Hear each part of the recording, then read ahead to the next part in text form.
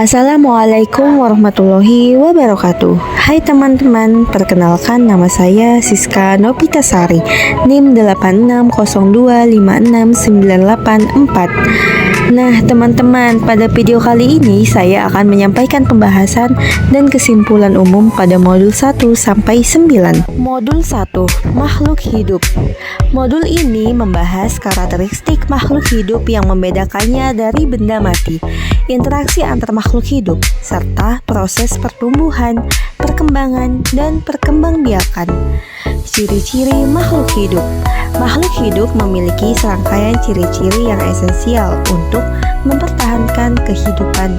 Ciri-ciri ini adalah bernapas atau respirasi, bergerak membutuhkan makanan atau nutrisi, tumbuh dan berkembang biak, reproduksi, peka terhadap rangsang atau iritabilitas, akresi, adaptasi.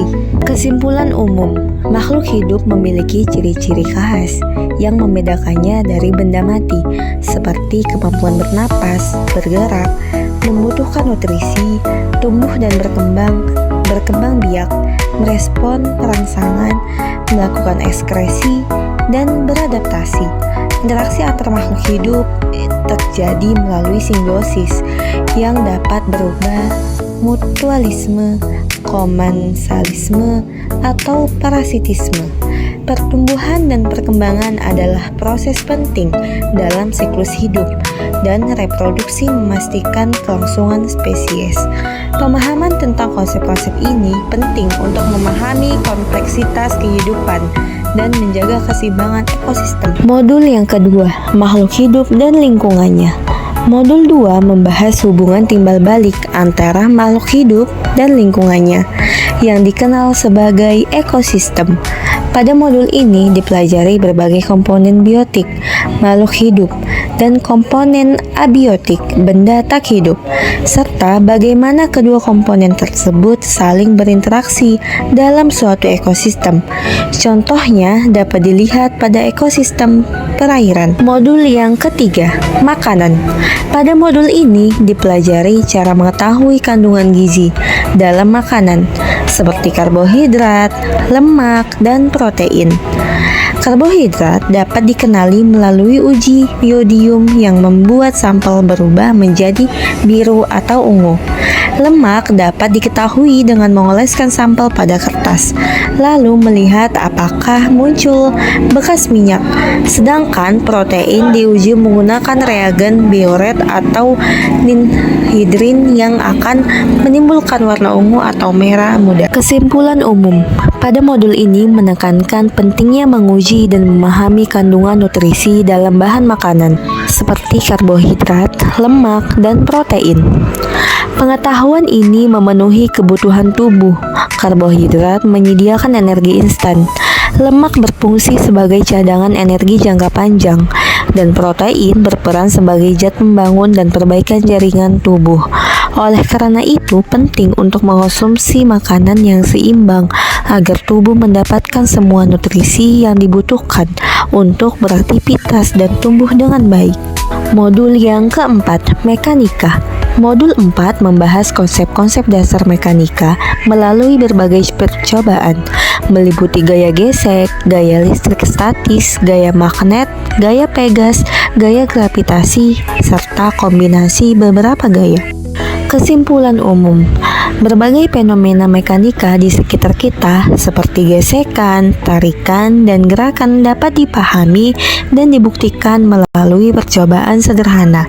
Konsep-konsep seperti gaya gesek, gaya magnet, dan gaya Pegas menjadi landasan dalam mempelajari bagaimana benda bergerak serta saling berinteraksi di kehidupan nyata. Modul 5, Kalor, perubahan wujud zat dan perpindahan pada suatu zat.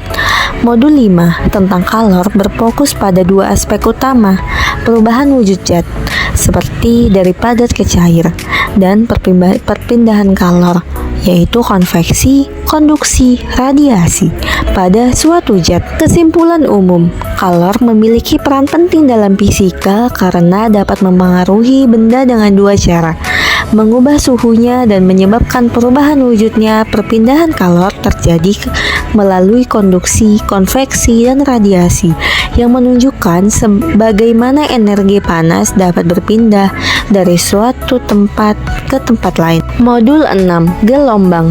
Modul 6 membahas sifat-sifat gelombang seperti kemampuan memantul, transversal, dan longitudinal, serta pengaruh gaya atau beban terhadap gelombang pada tali.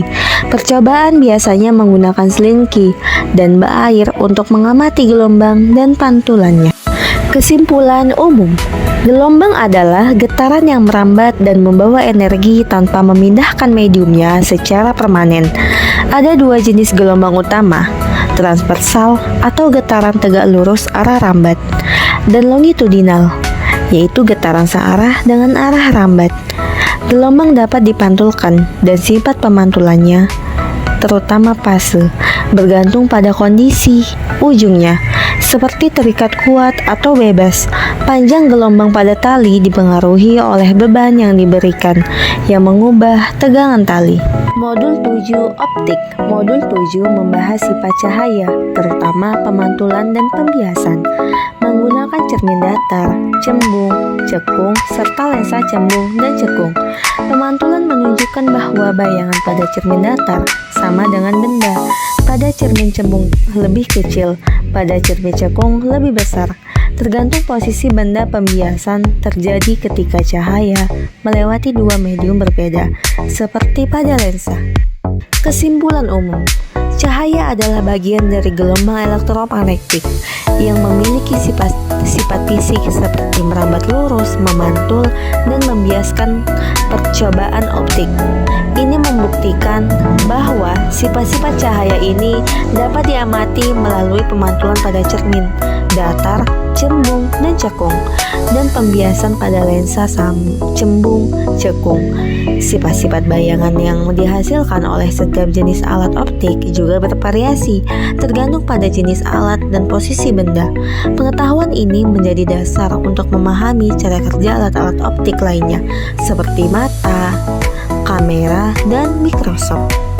Modul 8. Listrik dan magnet.